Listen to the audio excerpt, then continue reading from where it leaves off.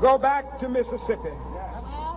Go back to Alabama. Go back to South Carolina. Go back to Georgia. Go back to Louisiana. Go back to the slums and ghettos of our northern cities. Knowing that somehow this situation can and will be changed. Let us not wallow in the valley of despair. I say to you today, my friend,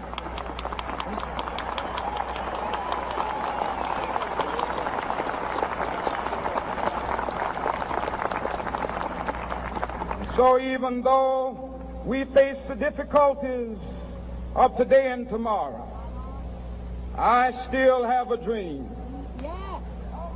It is a dream deeply rooted in the American dream. I have a dream that one day this nation will rise up and live out the true meaning of its creed. We hold these truths to be self-evident, that all men are created equal.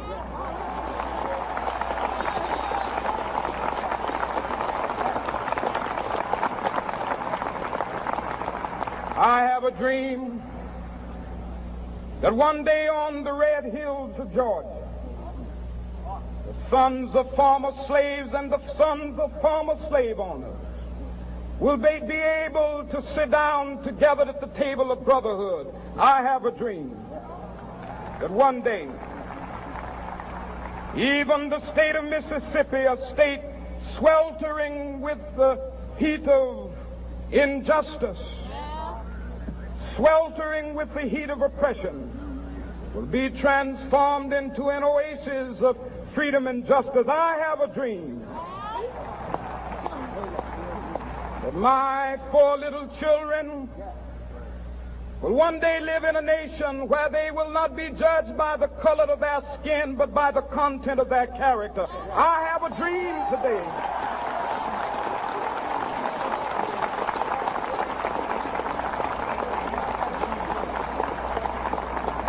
I have a dream that one day down in Alabama, with its vicious racists, with its governor having his lips dripping with the words of interposition and nullification, one day right there in Alabama, little black boys and black girls will be able to join hands with little white boys and white girls as sisters and brothers. I have a dream today.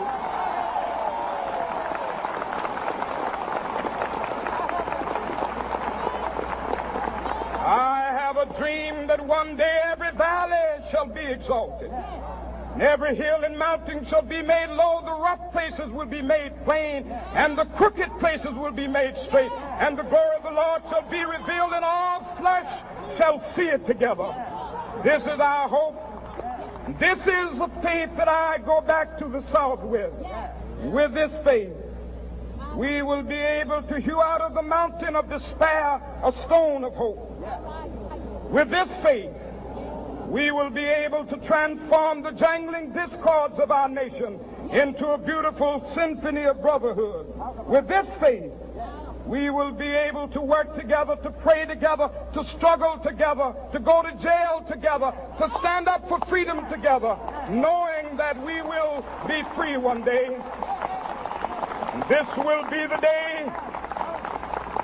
This will be the day when all of God's children will be able to sing with new meaning, "My country, tears of thee.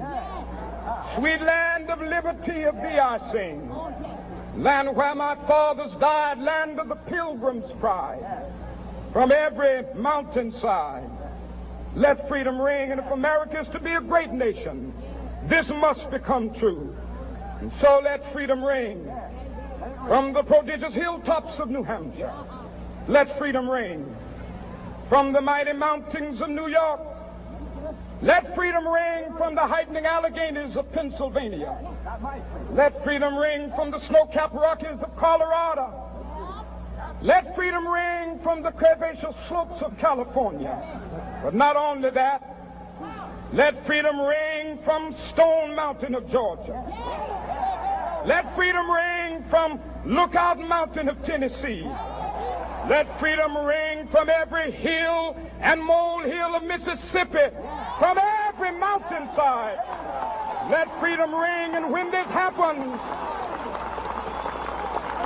and when we allow freedom ring, when we let it ring from every village and every hamlet, from every state and every city, we will be able to speed up that day when all of God's children, black men and white men, Jews and Gentiles, Protestants and Catholics, will be able to join hands and sing in the words of the old Negro spiritual, free at last, free at last.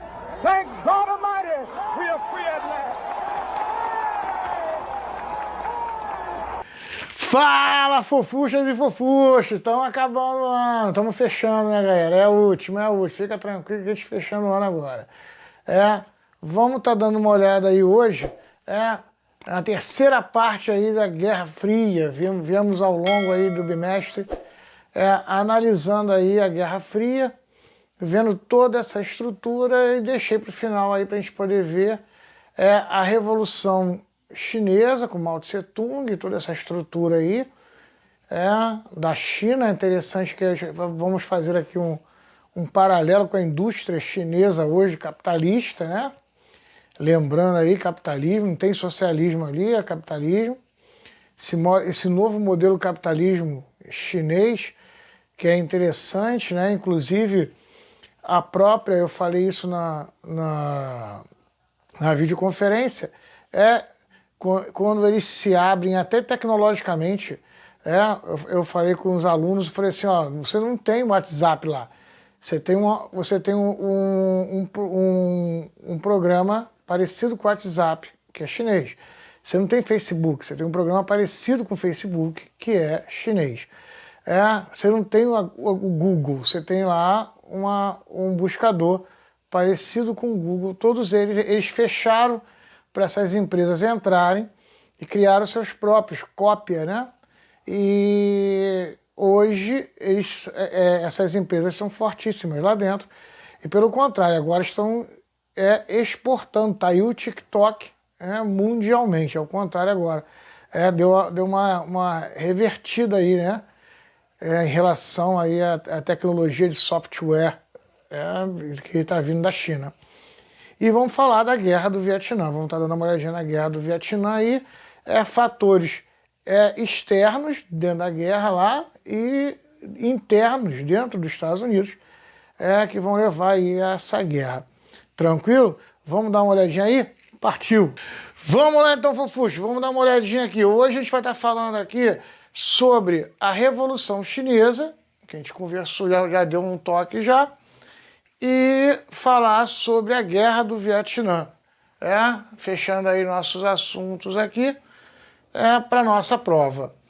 Vamos lá, primeiro a Revolução Chinesa, a Revolução comunista, socialista na China. O que acontece? Só relembrando aqui, quando termina a Segunda Guerra Mundial, a China, ela sai toda arrebentada. A gente viu aqui que na Segunda Guerra Mundial ela foi invadida, perde a Manchúria, o Japão entra lá, aquela coisa toda. E a China ela foi muito devastada. E a proximidade dela com a União Soviética faz com que a União Soviética ela patrocine o Partido Comunista dentro da China. E o Partido Comunista vai tomar o poder. Então, quando chega em 1949, há uma revolução dentro da China, patrocinada pela União Soviética, e que vai haver essa tomada de poder dentro da China com o Partido Comunista. Esse Partido Comunista ele toma o poder, e quem vai ser colocado para governar a China é um cara chamado Mao Tse Tung. Mao Tse Tung ele vai governar a China. E aí é importante a gente entender, que eu já vou falar agora aqui sobre a China, duas coisas importantes.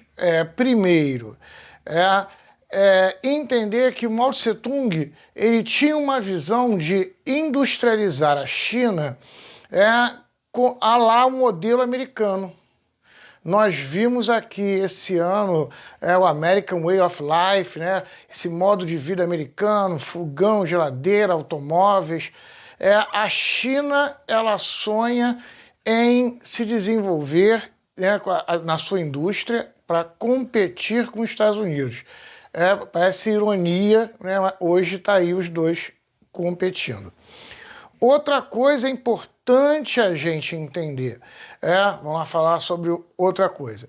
Nós falamos aqui nos dois blocos. Estados Unidos é o líder do bloco capitalista. A União Soviética é a líder do bloco socialista. Aí nós falamos aqui, né, no plano Marshall, no plano Molotov, que era emprestar dinheiro. Os Estados Unidos emprestavam dinheiro para os países socialistas, os Estados Unidos emprestavam dinheiro para os países capitalistas, a União Soviética emprestava dinheiro para os países socialistas. Beleza, mas cria-se aí desse emprestar dinheiro e armas para esses países uma relação de submissão. Tanto que Cuba, depois da Revolução Cubana, durante muito tempo viveu ainda de empréstimos, se manteve com armas e empréstimos e saiu devedora da União Soviética. Ela ficava ali naquela dependência econômica. Então a União Soviética... André, por que você está explicando isso? Porque a União Soviética ela queria desenvolver essa dependência econômica na China. Aí que vai haver uma desavença entre o socialismo da União Soviética e o socialismo chinês. Primeiro por causa dessa visão aí de desenvolver uma dependência econômica. E Mao Tse-tung e o Partido Comunista Chinês, eles não queriam isso. Eles não queriam entrar nessa dependência. Segundo fator, o tipo de visão comunista que a União Soviética tem é diferente do tipo de visão comunista que a China tem. Por quê, André? Vamos entender aqui. Para quem aí viu filosofia comigo lá no primeiro ano, a gente viu que a China era um país, ela sempre foi um país que teve uma cultura que é ateia, ela não tem um Deus, sempre foram uma cultura sem Deus, mas eles têm uma visão metafísica. A gente falou aqui do I Ching, né? O Yin e o Yang são forças que regem todo o universo e que criaram tudo, estão em tudo, né? Eu expliquei aí o sentido do Yin e Yang lá em filosofia no primeiro ano. Então, não tem um Deus aí. Mas existe uma visão metafísica, de forças metafísicas que regem o universo. Por quê, André? Porque a visão da União Soviética é uma visão diferente, é uma visão ateia materialista, ela não tem essa visão de forças que regem o universo. Ela vem naquela teoria que a gente fala, teoria do caos. A gente foi criado no caos e tudo aconteceu e não há um propósito para nada e não tem uma visão metafísica de nada. Então são dois tipos de ateísmo aí, diferentes, que formam dois tipos de socialismo com visões diferentes. É legal a gente se atentar para isso, que eu vou explicar aqui da Revolução, né, de Mao Tse-tung. Beleza, voltando aí, a gente falou aqui, para Mao Tse-tung, então, ele está governando, o que ele vai fazer? Ele vai desenvolver o que a gente chama tipo de comunas, né, que são, como não tem propriedade privada, você tem tipo umas cidades, onde você tem a indústria e as pessoas trabalham ali, que é uma indústria estatal. Então o que acontece? Mao Tse-tung ele vai começar a desenvolver a indústria dentro da China, dentro dessas comunas, só que acontece o seguinte, essas comunas elas não vão dar certo, e vão levar economicamente a China a uma decadência. André, por que essas comunas não deram certo? Por dois motivos. Primeiro, porque Mao Tse-tung ele colocava metas muito altas e que eram difíceis de serem alcançadas dentro dessa estrutura. Segundo, o tipo de aço que a China fazia.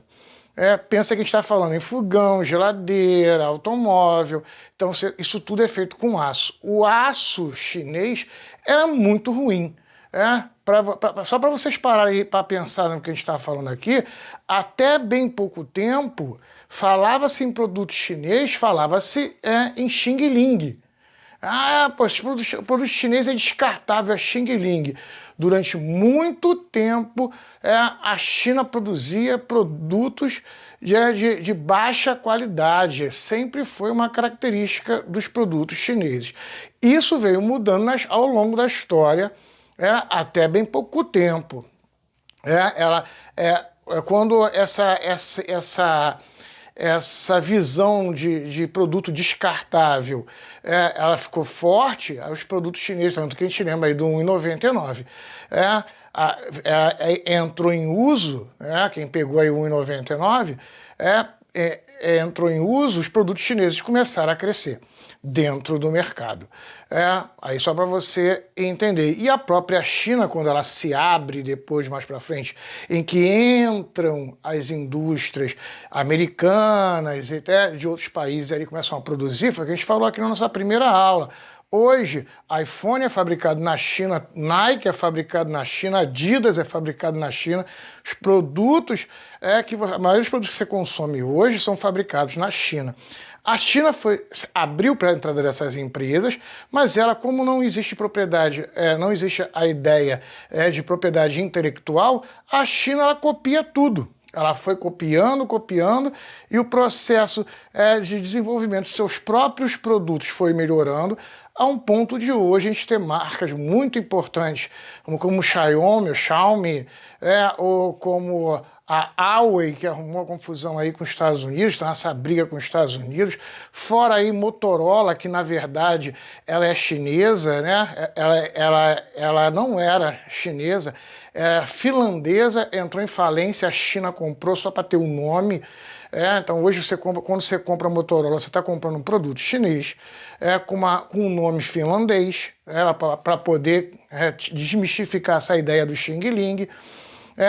Lenovo, produtos chineses. Então hoje tem uma série de marcas chinesas que hoje no mundo inteiro já se tem uma visão de qualidade desses produtos. Ele está fazendo um link aqui, né, com esse período aqui, e com o que é hoje a indústria chinesa, para você poder entender como ela veio evoluindo aí ao longo do tempo, como se demorou para o produto chinês industrializado ele ter um lugar nesse mundo globalizado, nessa economia capitalista globalizada. Beleza, quando chega em 1962, essa economia chinesa está quebrada, porque a gente falou aqui, essa produção do Mao Tse-tung não deu certo.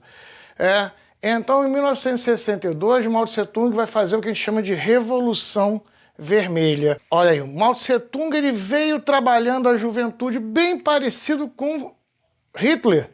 Então, a gente Mao Tse-tung dá para sentar e tomar uma cervejinha lá onde a gente estiver com Stalin e Hitler.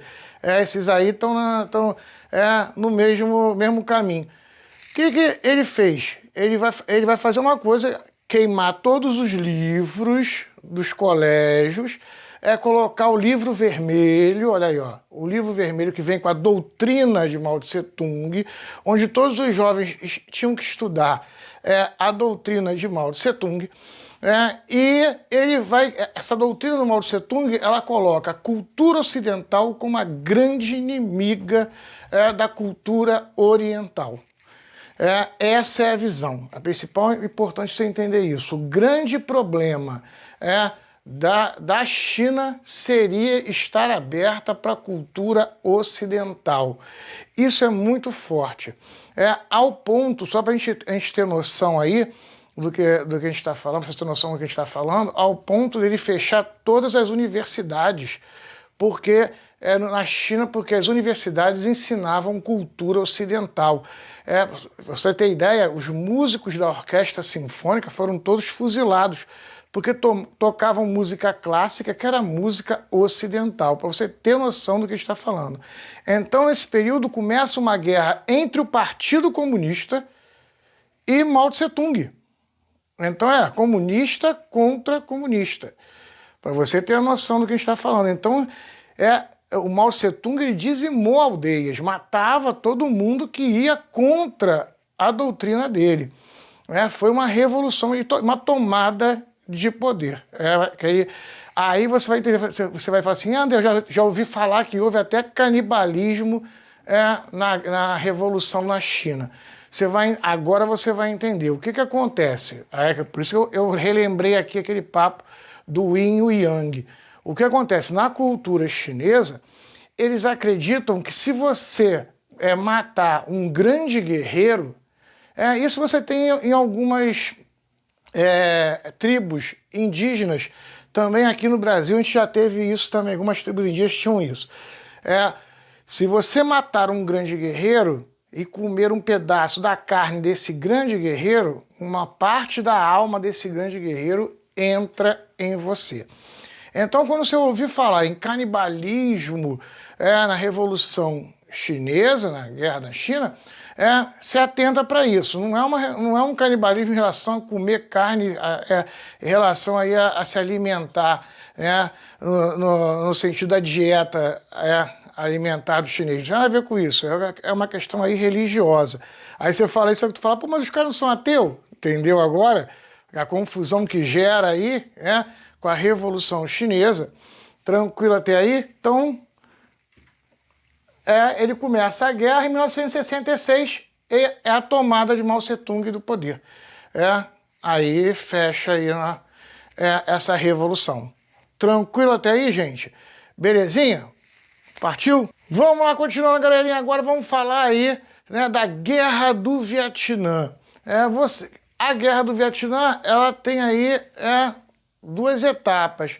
1955, quando começa a guerra entre o Vietnã do Norte e o Vietnã do Sul.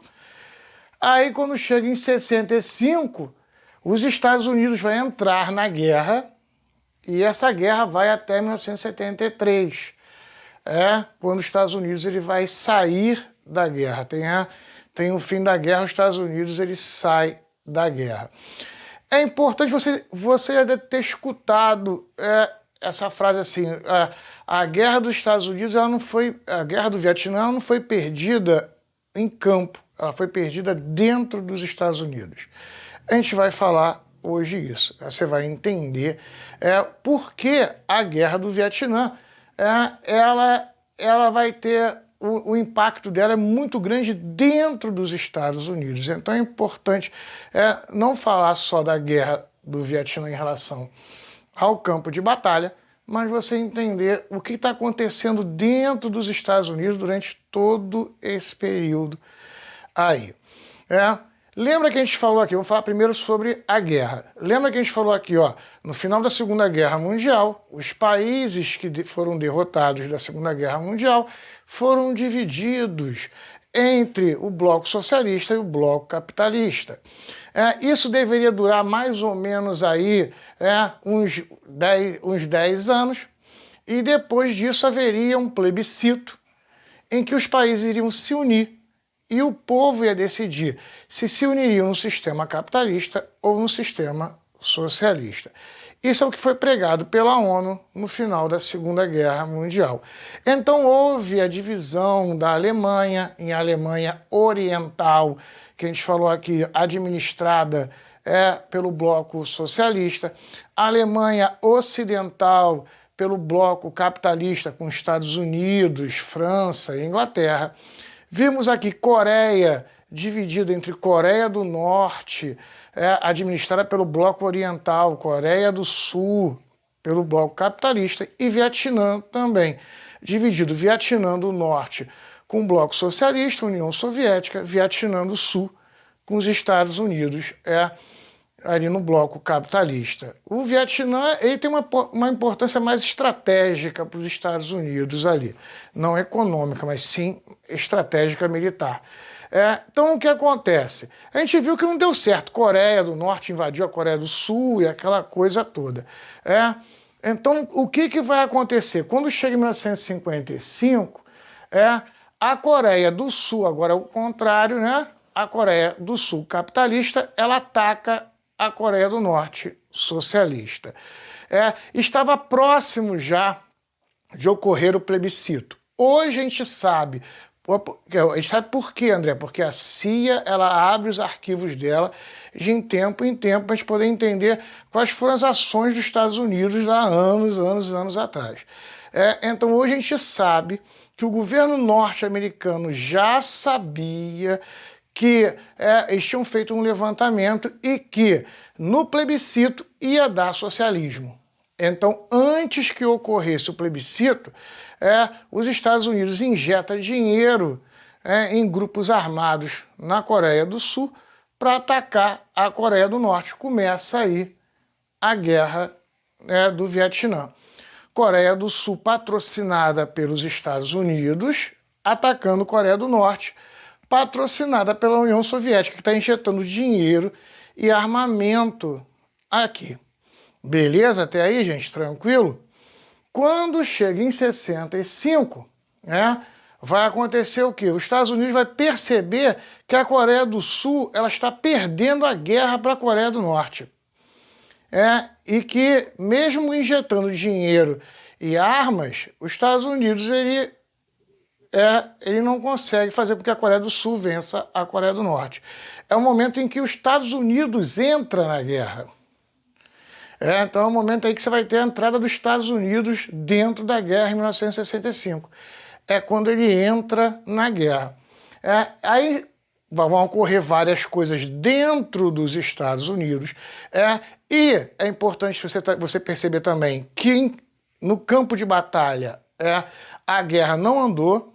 Pelo contrário, o lado do norte, quando os Estados Unidos entram na guerra, a União Soviética vai injetar mais dinheiro e mais armamento para a Coreia do Norte. Então fortalece aí, você fala, como é que os Estados Unidos, um país tão poderoso, perdeu para metade do Vietnã? Você entende? Aí tem uma força estratégica, armamentista, financeira da União Soviética ali, bancando o que eles chamavam de Vietcongs, porque é o vietnamita da floresta. O cara conhecia muito bem a floresta e a guerra era feita num ambiente florestal, que o soldado norte-americano não estava preparado e, além disso, não pegou um vietnamita mal armado. E, pelo contrário, muito bem equipado com equipamentos soviéticos. Então, para você entender isso aí, os fatores militares, muita gente fala assim, o cara ganha porque na floresta ele conhecia melhor que o americano. Esse é um fator também, mas calma aí, os caras têm equipamentos de última geração. O Vietnã do Norte não estava lutando com o armamento dele só. Ele estava patrocinado pela União Soviética. Quando chega em 1973, os Estados Unidos, depois de toda essa estrutura aí que a gente vai falar aqui, ele vai sair da guerra. Ele abandona a guerra. Vamos entender isso aí. André, como é que funciona isso? Primeira coisa que você tem que relembrar. Olha só, Guerra Fria, estamos falando de Guerra Fria.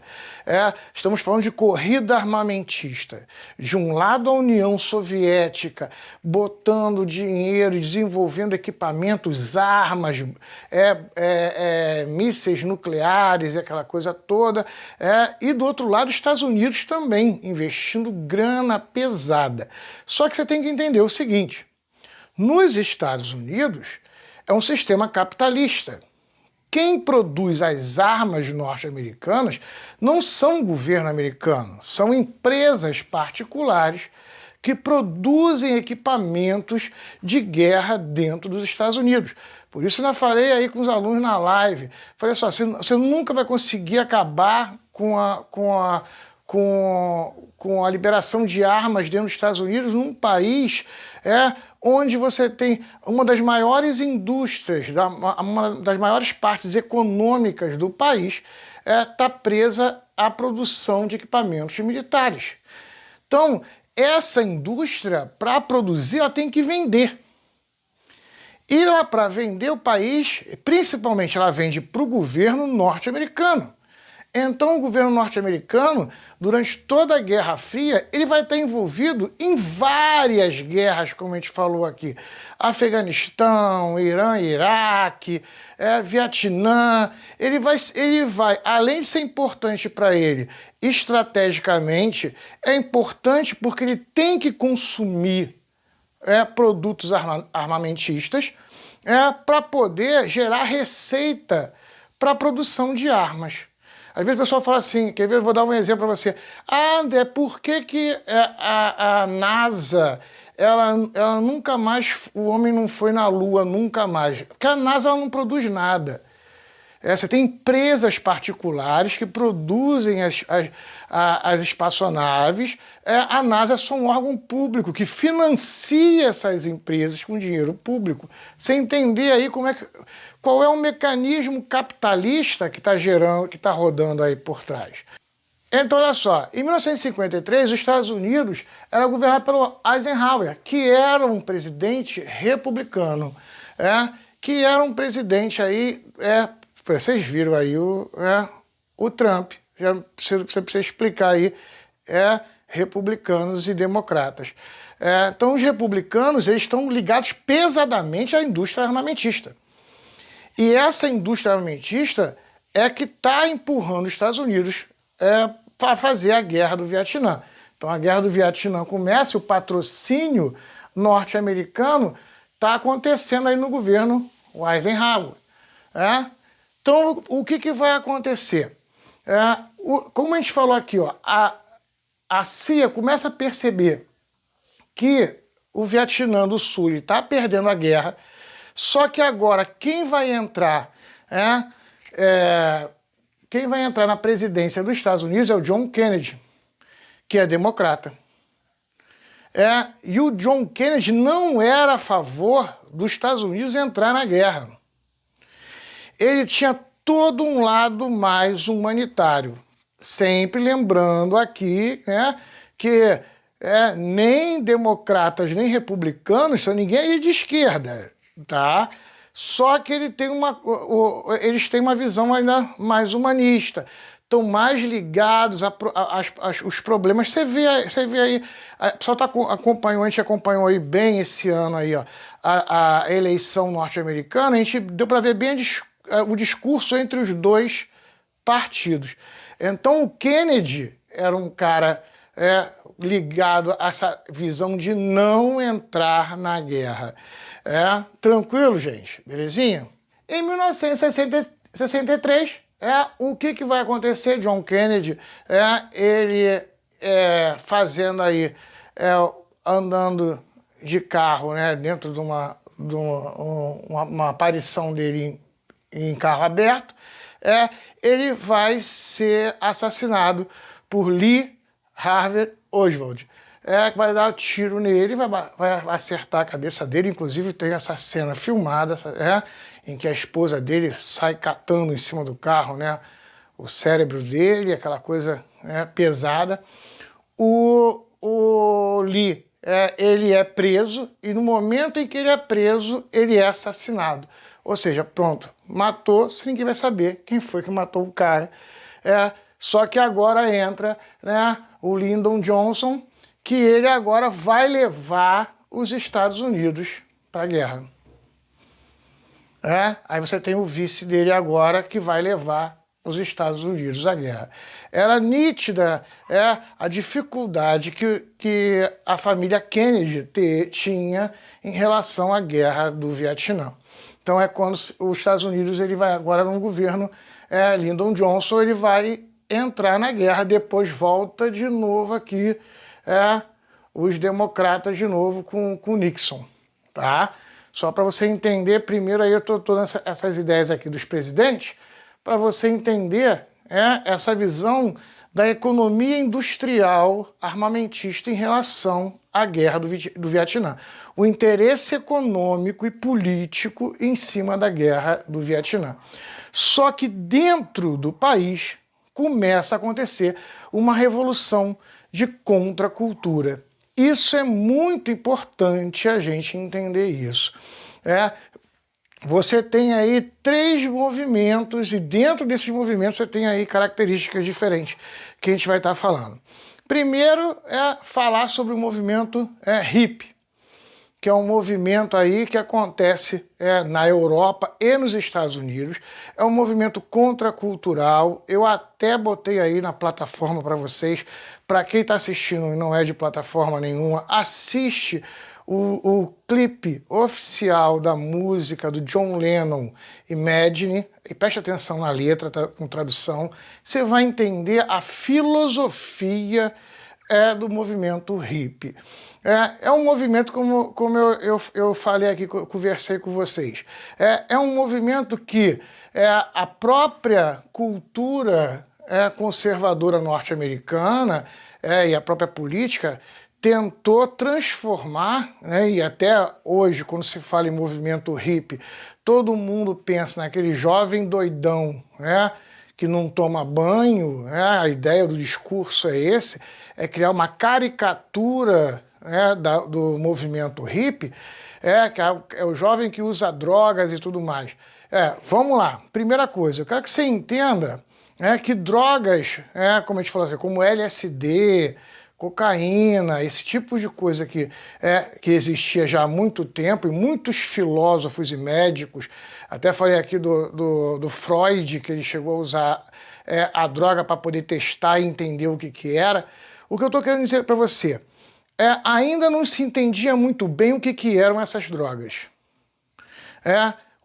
Qual eram os grandes efeitos disso? Era uma coisa nova. É a mesma coisa a gente falar agora de internet. Hoje a gente consegue entender os benefícios e os malefícios que a internet traz. Mas ela veio como uma onda forte, trazendo um monte de coisa.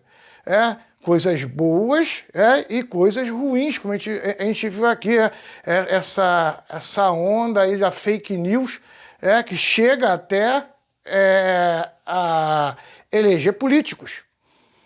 Viu? Hoje a gente já tem um controle sobre fake news, mas vai perceber que foi uma onda.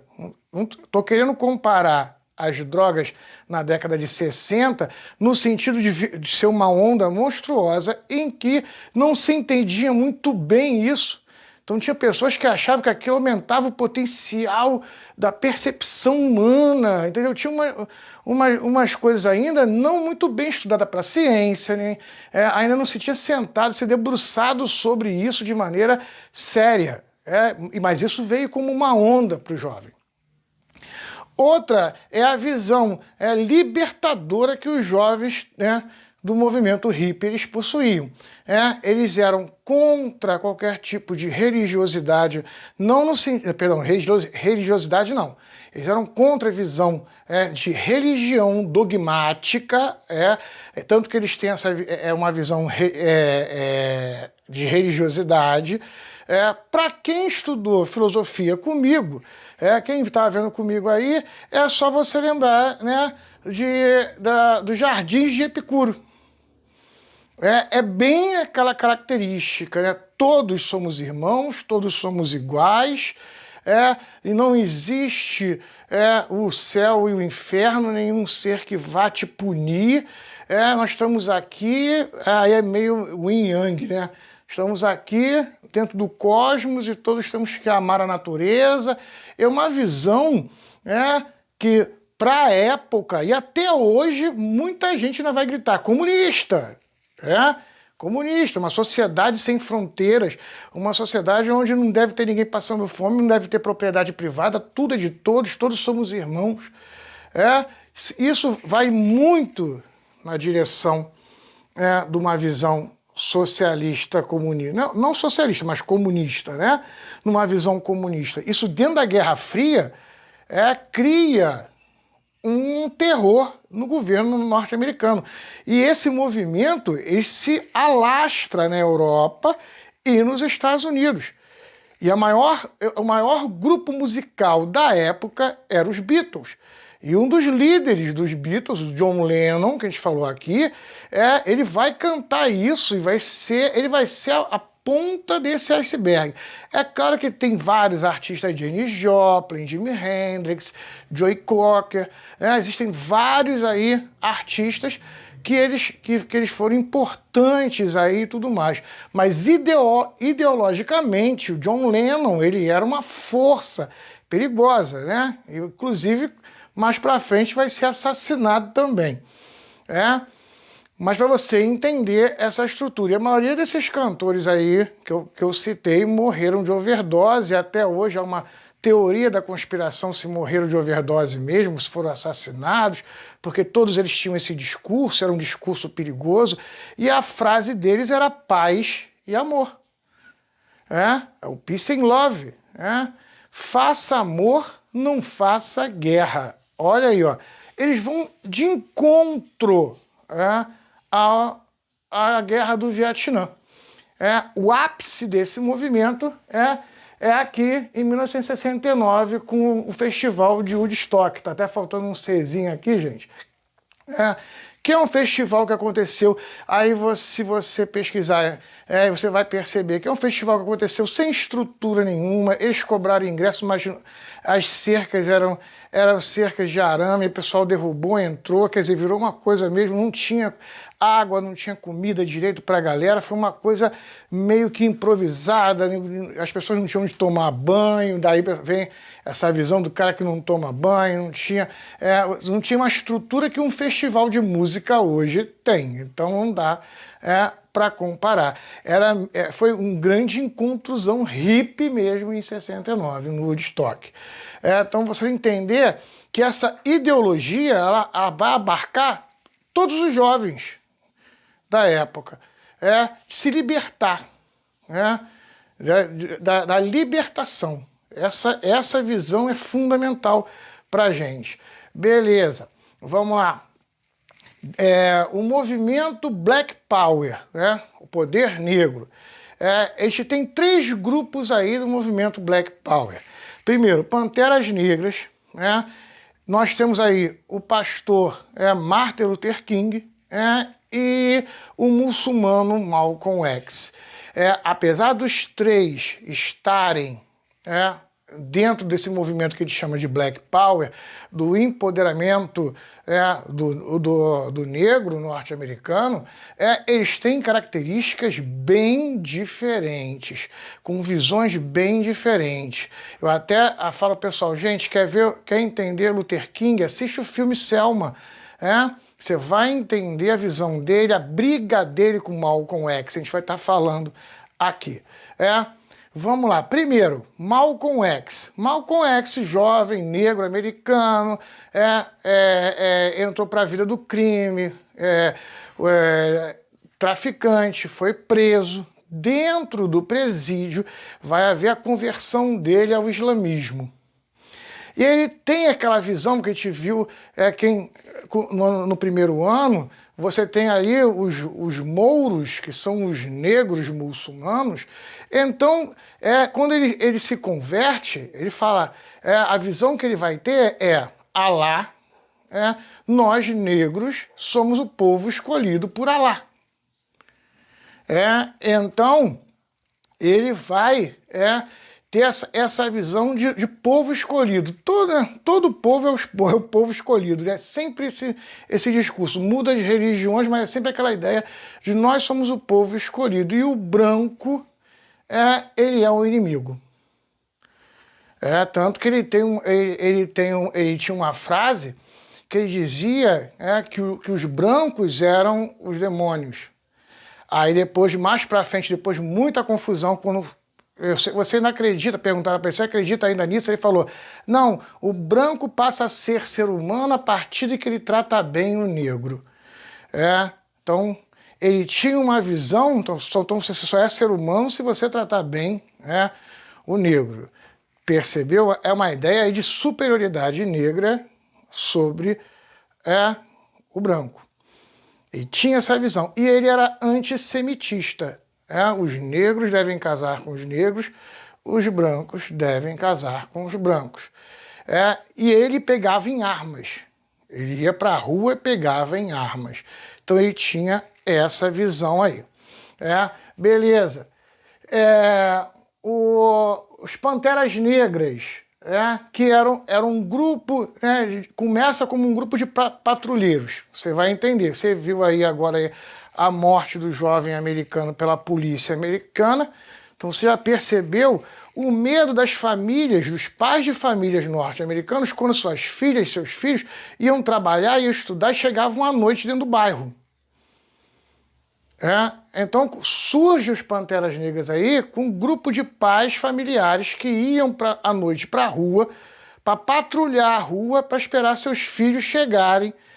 Aí começa a guerra, porque aí você tem esses policiais, que aí não precisa nem explicar isso, que abusam do poder, aí começa aquela guerra. Então os Panteras Negras, eles começam, depois vão virar um partido, depois viram um partido político, mas aí o que eu quero que você entenda que os Panteras Negras, eles acreditam que brancos e negros são iguais, mas eles são antissemitistas. Jovem branco deve casar com jovem branco, jovem negro deve casar com jovem negro.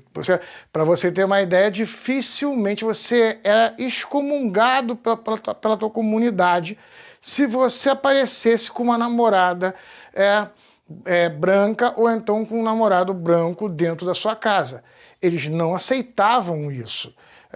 Até hoje, volta esse discurso aí permeando dentro dos movimentos da afro, esse discurso semitista entre os grupos. Mas eles acham que branco e negro são iguais, só que eles são antissemitas. Branco casa com branco, negro casa com negro. Tranquilo? Vamos agora para o mais importante deles. André, por que o mais importante? Porque o impacto dele na cultura e na política norte-americana foi o maior. Que é o Luther King, pastor evangélico, que ele estava ligado, era amigo do Gandhi, era amigo do Mandela, ele trabalhava a não violência, que a gente falou aqui do Gandhi, ele era um líder religioso, cristão, ele tinha esse contato aí entre esse movimento de não violência, então ele não pegava em armas, então aí já começa a diferença dele dos Panteras Negras e do Luther King. Ele acreditava que brancos e negros eram iguais e que deveriam conviver sim juntos, como irmãos. Então ele não era antissemita. E ele trabalhava com o movimento pacifista, igual o Gandhi, que a gente falou aqui, também trabalhava com o movimento pacifista. Tanto que em Selma ele vai lutar fazendo passeatas pacíficas, e vai haver o espancamento dos jovens dentro dos Estados Unidos. E esse filme Selma é muito interessante. Tem uma cena do filme em que você tem quando o Luther King ele é preso, o Malcolm X vai procurar ele. Só que o Malcolm X já tinha falado mal dele, tinha chamado ele de cadelinha de brancos. E o Malcolm X estava queimado. Nesse momento aqui, ele já estava queimado dentro da comunidade. Por quê? Porque ele pregava um racismo. Ele pregava essa visão de superioridade. E o Luther King ele falava, não, todos somos iguais. Outra coisa, esse discurso é ruim, porque quando você diz que você é superior, seja lá você seja branco, vermelho, amarelo, azul, negro, preto, os termos que você queira usar, quando você diz que o seu grupo étnico é superior aos outros, você está dando armas para o outro grupo ficar contra você. Inclusive, quando eu falei essa frase, eu dando aula para um aluno, ele falou assim, professor, essa frase do Malcolm X é interessante, né? Ele era um aluno negro, o preto, como você quiser usar. Eu falei para ele, cara, é tudo que um redneck racista, neonazista, quer ouvir você falar, para dizer que você é racista. Percebeu o discurso? O Luther King falava, não, eu não posso dar armas para o inimigo lutar contra mim, dizer que eu sou igual a ele. Eu senão me posiciono igual o racista do outro lado. O Luther King ele vai falar isso. Tanto quando o Malcolm X vai querer ajudar ele fala, não quero nada contigo, sai daqui. Você está queimado, você traz uma visão negativa ao movimento. Nosso movimento não tem nada a ver com o que você está fazendo. E nos Estados Unidos, no sul dos Estados Unidos, a gente não precisa nem falar, né? O racismo é monstruoso e o negro americano não conseguia votar.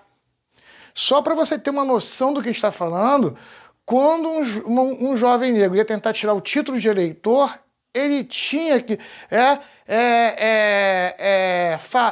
falar de cor a primeira emenda e dizer o nome dos 25, ou 26, ou 27, dependendo do estado que fosse, dos 27 delegados, saber o nome de todo mundo. Era uma sabatina monstruosa no cara, porque se ele errasse qualquer coisa, eu vetava o título de eleitor dele. E para piorar, para fechar a situação, para você tirar o título de eleitor, você tinha que ter alguém que confirmasse que você era morador de lá.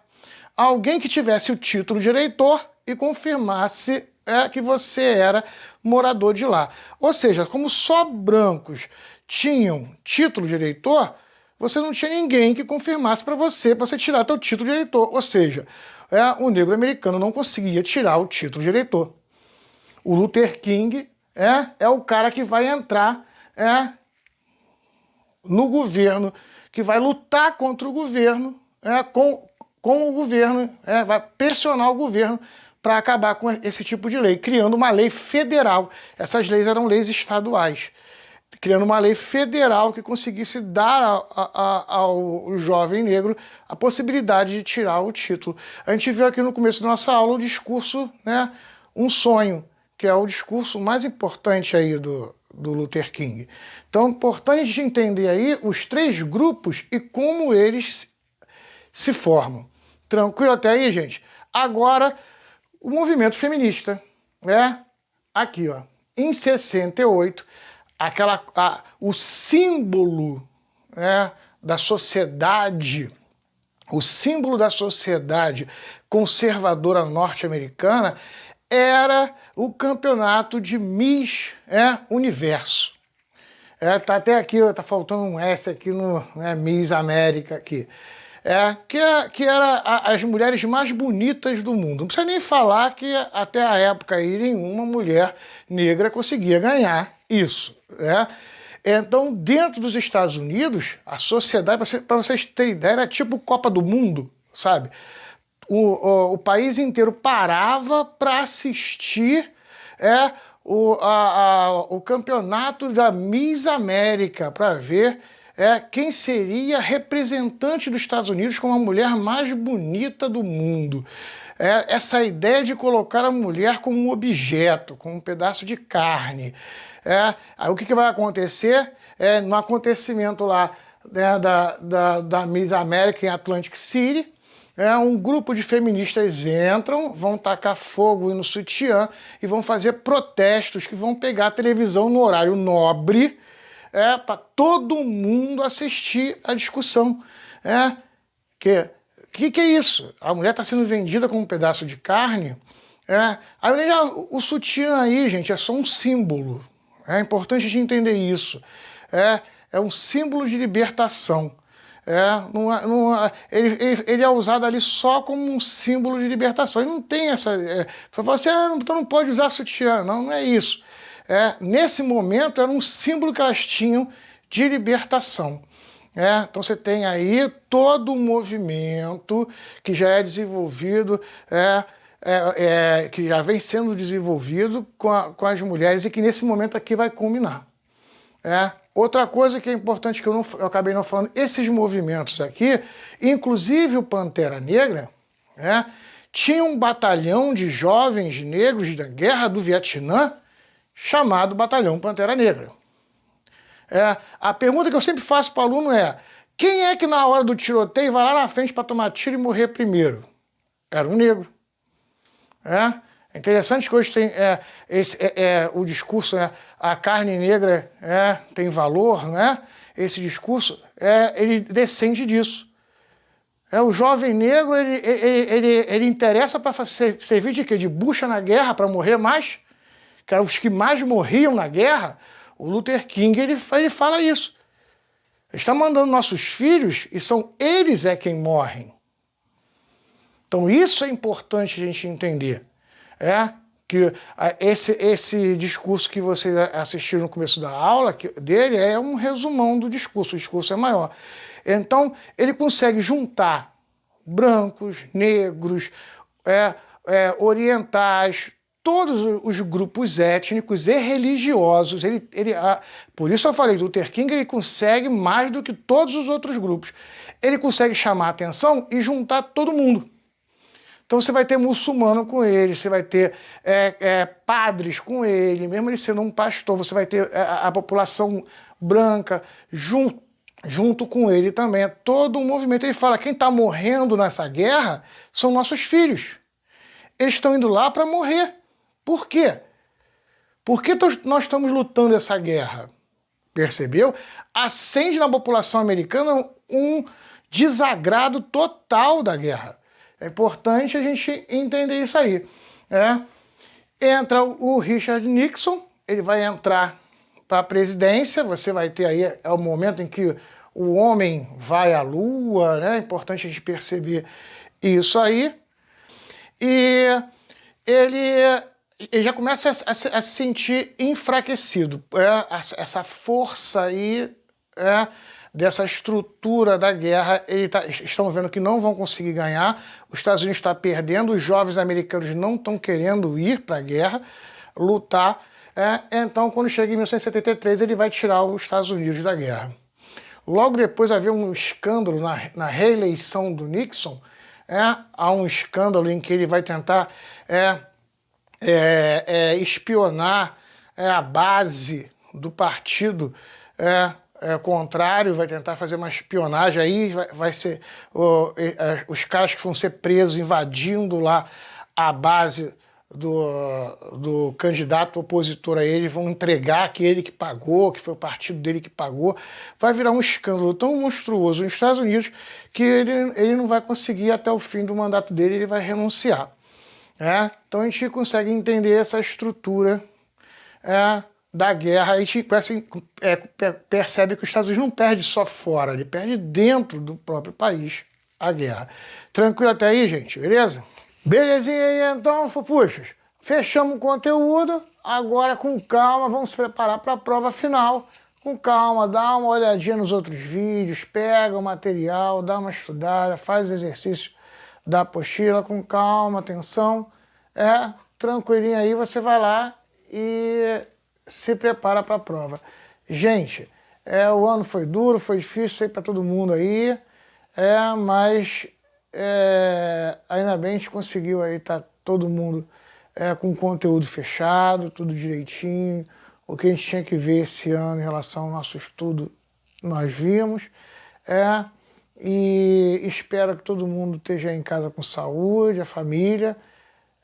E muito importante respeito ao próximo, respeitar a nossa quarentena aí. Vocês estão da área da saúde, a importância de a gente estar respeitando e estar respeitando os indivíduos, todos eles, todos, como um todo. Eu agradeço aí, gente, um beijão para vocês, fiquem na paz, fui!